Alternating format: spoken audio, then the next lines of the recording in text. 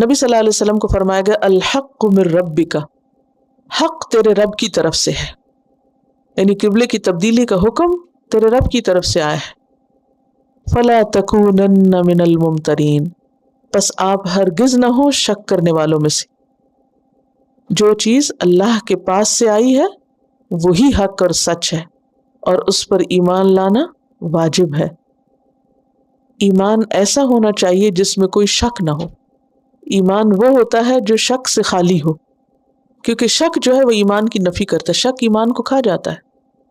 ایمان کے بعد ایک اور درجہ ہوتا ہے، وہ ہوتا ہے اطمینان کا. جیسے ابراہیم علیہ السلام نے اللہ تعالیٰ سے کہا تھا کہ اللہ تعالیٰ آپ مجھے دکھائیے کہ آپ مردوں کو کیسے زندہ کریں گے.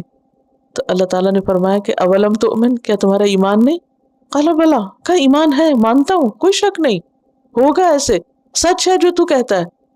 ولکن لیطمئن قلبی، لیکن میں چاہتا ہوں میرے دل کو اطمینان ہو جائے. تو یہ جو دل کا اطمینان ہے یہ ایک اگلا درجہ ہوتا ہے.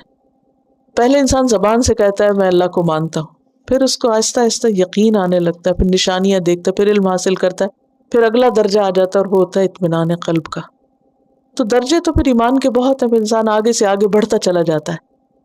لیکن ایمان ایسا ہونا چاہیے کہ جس میں کوئی شک نہ ہو، جو میرے رب نے فرمایا بالکل درست ہے، خواہ مجھے سمجھ آئے یا نہ آئے.